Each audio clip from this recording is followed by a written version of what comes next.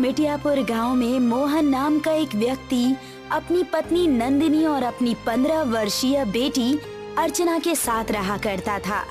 मोहन एक व्यापारी था जो मिट्टी को साफ करके उसे बेचने का काम किया करता था। मोहन अपने ही गांव के मुखिया अभिमन्यु के साथ मिलकर इस व्यापार को किया करता था और मोहन के कारोबार का हिसाब नंदिनी देखा करती थी। सुनिए जी, इस बार मुखिया जी ने पूरे 6 महीने की पेमेंट नहीं दी है। आप उन्हें पेमेंट के लिए कहते क्यों नहीं? तुम्हें क्या लगता है नंदिनी कि मैं मुखिया जी को बोलता नहीं हूँ? ऐसा एक दिन नहीं जाता है जब मैं मुखिया जी से पैसों के बारे में बात नहीं करता। लेकिन आप ही बताइए, ऐसा कब तक चलेगा? मुखिया जी के ऊपर हमारी अच्छी खासी रकम बकाया हो चुकी है और अब तो घर का राशन भी समाप्त होने की कगार पर है। अर्चना बिटिया के स्कूल की फीस भी 4 महीने से जमा नहीं हुई है। अपनी पत्नी की बात सुनकर मोहन गहरी चिंता में डूबते हुए बोला, आज मैं मुखिया जी से इस बारे में जरूर बात करूंगा। इतना कहकर मोहन मुखिया की फैक्ट्री में चला गया। मोहन को देखकर मुखिया बोला, क्या बात है मोहन, आज तुम ट्रैक्टर में मिट्टी भर कर नहीं लाए? मुझे आपसे कुछ जरूरी बात करनी है मुखिया जी। हाँ हाँ बोलो। मुखिया जी, एक बार हिसाब किताब देख लेते तो ज्यादा सही रहता। आपने पिछले 6 महीने से मिट्टी की पेमेंट नहीं की है और अब मेरी जेब में फूटी कौड़ी भी नहीं बची है। यहाँ तक कि घर का राशन भी समाप्त हो गया है। बिटिया की स्कूल की फीस भी 4 महीनों से जमा नहीं हुई है। कम से कम मुझे आधी रकम ही दे देते। मोहन, मैंने कहा था ना तुम्हें कि बाजार थोड़ा मंद पड़ा हुआ है। जैसे ही सब कुछ ठीक होगा तुम्हारी सारी रकम एक साथ मैं तुम्हें दे दूंगा। लेकिन मुखिया जी, अब मेरे पास तो ट्रैक्टर में डीजल भरवाने तक के भी पैसे नहीं बचे हैं। अब उसमें मैं कुछ नहीं कर सकता। तो फिर एक ही रास्ता है, तुम अपनी पत्नी और अपनी बेटी को भी काम पर लगा दो। आखिर तुम्हारी बेटी भी 15 वर्ष की हो चुकी है। इस उम्र में वैसे भी ताकत बहुत होती है। ये आप ठीक नहीं कह रहे हैं मुखिया जी, ये तो गलत बात है। आप मुझे मेरे पैसे देने की बजाय उल्टा मुझसे ये कह रहे हैं कि मैं अपनी पत्नी और अपनी बेटी को भी काम पर लगा दूं। धीरे बोलो मोहन, तुम मिट्टी बेचते हो, कोई ब्रांडेड मर्सिडीज नहीं बेचते। और वैसे भी मिट्टी खरीदने के लिए तुम्हें कौन सी मेहनत करनी पड़ती है? तुम्हारे घर के बगल में मिट्टी का ढेर लगा हुआ है। अरे तुम्हें तो मेरा एहसान मानना चाहिए कि मैं तुम्हारी मिट्टी खरीदता हूँ। नहीं मुखिया जी, आप गलत बोल रहे हैं। सच तो ये है कि मेरी मिट्टी आप शहर में अच्छे दामों में बेच देते हैं और मुझे ना के बराबर पैसे देते हैं। और इस बार तो आपने हद ही कर दी। 6 महीने से आपने पैसे ही नहीं दिए। एक तो मैंने तुम्हारे ऊपर एहसान किया, तुम्हारी गरीबी देखकर तुम्हारी मिट्टी खरीदने तक को तैयार हो गया। तुम्हारी थोड़ी सी रकम क्या रुक गई? तुम तो मेरा अपमान करने लगे। मैं आपका कोई अपमान नहीं कर रहा मुखिया जी। मैंने तो सिर्फ आपके सामने अपनी मजबूरी बताई है कि मेरे घर का राशन पानी भी समाप्त हो गया है। अब आप ही बताइए कि मैं क्या करूं? वही जो तुम इससे पहले किया करते थे। मैं आपकी बात का मतलब नहीं समझा।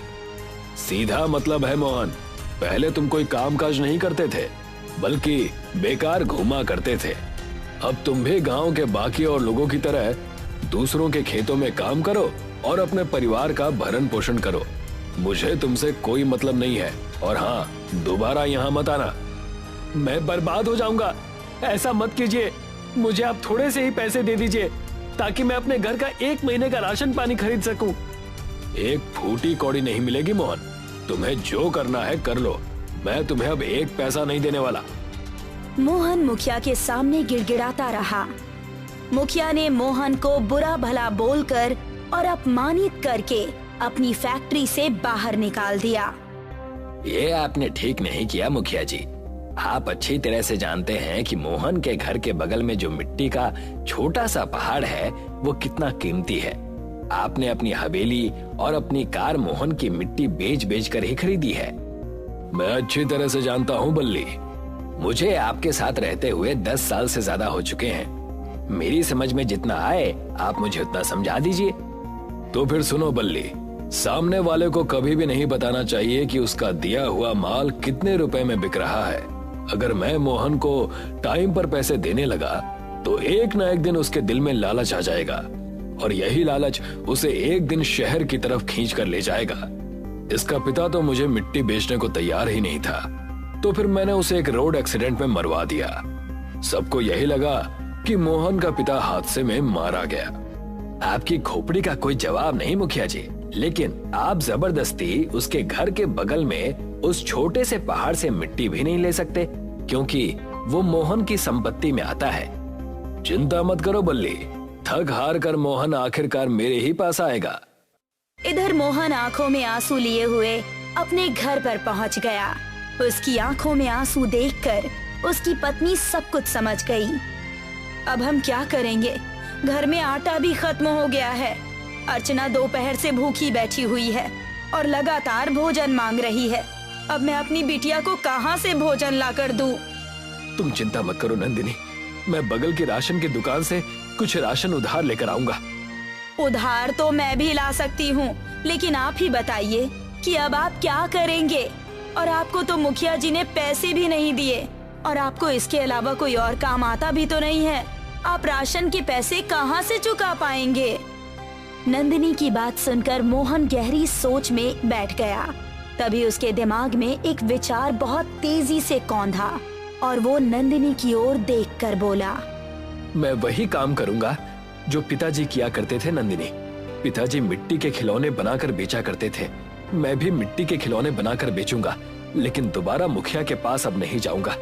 तो क्या आपको मिट्टी के खिलौने बनाने आते हैं? मुझे ज्यादा खिलौने बनाने तो नहीं आते, पर मुझे एक खिलौना बहुत अच्छी तरह से बनाना आता है। मुझे याद है पिताजी जब जीवित थे तो वो मिट्टी की परी बनाया करते थे। मैं उस मिट्टी की परी के साथ दिन भर खेला करता था। पिताजी मुझे देखकर बहुत खुश होते थे। मैं उस मिट्टी की परी को बहुत अच्छी तरह से बना सकता हूँ। उस दिन के बाद से मोहन मिट्टी की परी के खिलौने बनाने लगा। उसकी पत्नी मिट्टी के छोटे से पहाड़ से ढेर सारी मिट्टी लेकर आती थी और मोहन उस मिट्टी को उसे परी के आकार में ढाल देता था। कुछ दिनों तक तो मोहन की बनाई हुई मिट्टी की परी गांव में खूब बिकी, मगर कुछ दिन बाद गांव के बच्चों ने मोहन की मिट्टी की परी को खरीदना बंद कर दिया। लेकिन मोहन ने मिट्टी की परी को बनाना जारी रखा। एक दिन मुखिया मोहन के पास आकर उसका मजाक उड़ाते हुए बोला, मोहन, तुम्हें क्या लगता है कि तुम्हारी बनाई हुई ये मिट्टी की परी तुम्हें अमीर बना देगी? बेवकूफ इंसान, आज के बच्चे मोबाइल पर जहाँ पबजी जैसे गेम खेल रहे हैं, वहाँ तुम्हारी ये मिट्टी की परी कौन खरीदेगा? इतना बोलकर मुखिया वहाँ से चला गया और मोहन ने क्रोधित होकर मिट्टी की परी जमीन पर फेंक दी। मिट्टी की परी के 2 टुकड़े हो गए और मोहन अपनी पत्नी से बोला, मुखिया जी सही बोल रहे हैं नंदिनी, आज का दौर मोबाइल का दौर है और मुझे मिट्टी की परी के अलावा कोई दूसरा खिलौना बनाना भी नहीं आता। आखिर मेरी मिट्टी की बनाई हुई परियां कोई कब तक खरीदेगा? सच तो ये है कि मैं कुछ नहीं कर सकता। इतना कहकर अंदर जाकर मोहन चारपाई पर लेट गया। आधी रात हो चुकी थी, मगर उसकी आंखों से नींद कोसों दूर थी कि तभी मोहन को बाहर किसी के चलने फिरने की कदमों की आहट सुनाई दी। मोहन तुरंत अपने घर से बाहर निकल आया। उसने देखा कि उसकी मिट्टी की परी जिसे उसने तोड़ दिया था, अब वो जुड़ चुकी थी। मोहन ने तुरंत अपनी पत्नी को उठा दिया। क्या हुआ जी? नंदिनी, देखो, इस मिट्टी की परी को मैंने क्रोध से तोड़ दिया था, मगर इसे किसी ने दोबारा बना दिया। आपको कोई गलतफहमी हुई होगी।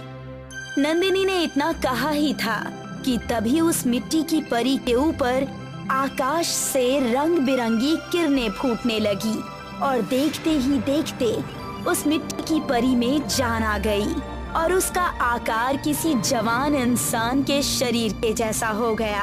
मोहन डरता हुआ बोला, कौन हो तुम? मैं एक परी हूँ। लेकिन तुम तो मिट्टी की थी, तुम्हारे अंदर जान कैसे आ गई? तुम्हें पता है मोहन, मैं तुम्हारे पिताजी को बहुत अच्छी तरह से जानती थी। तुम्हारे पिताजी पहले बहुत से खिलौने बनाया करते थे और उनके खिलौने परीलोक में बहुत प्रसिद्ध थे। मैंने ही उनसे मिट्टी की परियां बनाने के लिए कहा था। तुम बिल्कुल अपने पिताजी की तरह ही मिट्टी की परियां बनाते हो।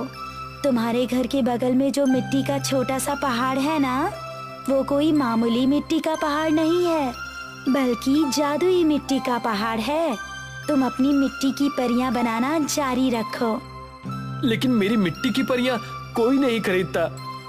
तुम्हारी बनाई हुई जितनी भी मिट्टी की परियां हैं, इन सब को मैं ले जा रही हूँ और तुम्हें इन सब के बदले मुंह मांगी कीमत दूंगी। इतना कहकर उस परी ने अपनी छड़ी आगे की ओर कर दी और देखते ही देखते मोहन के सामने धन का भंडार लग गया। वो परी वहाँ से गायब हो गई और साथ ही साथ मोहन की बनाई हुई सारी मिट्टी की परियां भी गायब हो गई। देखा तुमने नंदिनी, हमारा वो छोटा सा मिट्टी का पहाड़ जादुई मिट्टी का पहाड़ निकला। ये सब ईश्वर की कृपा है जी। उस दिन के बाद मोहन रोज दिन भर मिट्टी की परियां बनाता और आधी रात को वो परी ढेर सारा धन देकर वो सारी मिट्टी की परियां परीलोक ले जाती। कुछ ही दिनों में मोहन के हालात बदलने लगे। अब उसके टूटे फूटे घर की जगह एक आलीशान हवेली खड़ी थी। मोहन ने अर्चना का शहर के एक बहुत महंगे स्कूल में एडमिशन भी करवा दिया था और यही बात मुखिया को बहुत ज्यादा परेशान किए जा रही थी। मेरी समझ में नहीं आता बल्ली कि मोहन दिन भर मिट्टी के खिलौने बनाता है, वो खिलौने आखिर जाते कहाँ हैं? मैंने गांव में किसी को भी उसके खिलौने को खरीदते हुए तो नहीं देखा। इसका सिर्फ एक ही उपाय है मुखिया जी, क्यों ना हम आज रात मोहन के घर पर नजर रखें। तुम सही कहते हो, आज रात हम दोनों मोहन के घर की जासूसी करेंगे और अगर सब कुछ सामान्य नजर आया फिर क्या करोगे मुखिया जी? तो फिर आज रात मोहन को भी उसके पिता की तरह ही मार दूंगा और उसकी पत्नी का किस्सा भी समाप्त कर दूंगा। मेरे आगे पीछे घूमने वाला सड़क छाप मोहन मेरी बराबरी करेगा। मुखिया बुरी नीयत लेकर उस रात मोहन के घर की जासूसी करने लगा।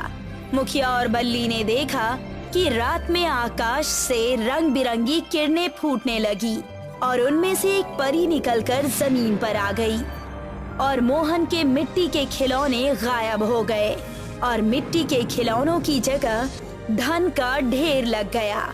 बल्ली धीरे से मुखिया से बोला, मुखिया जी, ये तो हकीकत की परी लगती है, इसने ही मोहन को बहुत सारा धन दिया है। बल्ली, मैंने अब अपना इरादा बदल लिया है। अब मैं मोहन और उसकी पत्नी को नहीं बल्कि इस परी का ही किस्सा समाप्त कर दूंगा। अरे परी कोई इंसान नहीं होती, मेरी बात मानिए तो यहाँ से उल्टे कदम वापस चलिए, इसी में हम दोनों की भलाई है। तो तुम चले जाओ, तुम एक नंबर के डरपोक हो, मगर मैं डरपोक नहीं हूँ। इतना कहकर मुखिया क्रोधित होकर उस परी के सामने खड़ा हो गया और उसने बंदूक से परी के ऊपर फायर कर दी, मगर बंदूक की गोली परी के शरीर के छूते ही जमीन पर गिर जाती है। ये देखकर मुखिया बुरी तरह से डर गया। तुम्हारा साथी चतुर निकला और वो तुम्हारा साथ छोड़कर भाग गया। मैंने तुमसे बड़ा मूर्ख इस धरती लोक पर कभी नहीं देखा। मुझे क्षमा कर दीजिए परी जी। नहीं, तुम क्षमा करने योग्य नहीं हो। तुम्हारी सजा यही है कि तुम भी अब जीवन भर मिट्टी के ही बनकर रहोगे। परी ने अपनी छड़ी मुखिया के आगे कर दी और मुखिया कुछ ही पलों में मिट्टी की मूर्ति में परिवर्तित हो गया। मुखिया जी जैसे भी थे तो वो इंसान ही, आप उन्हें दोबारा इंसान बना दीजिए। नहीं मोहन, मुखिया ने ही तुम्हारे पिताजी की हत्या करवाई थी और आज ये तुम्हारी और तुम्हारी पत्नी की जान लेने के लिए यहाँ आया था। अगर मैं इसे दोबारा इंसान बना दूंगी तो ये फिर भी तुम्हारा शत्रु ही रहेगा। इसकी सजा यही है।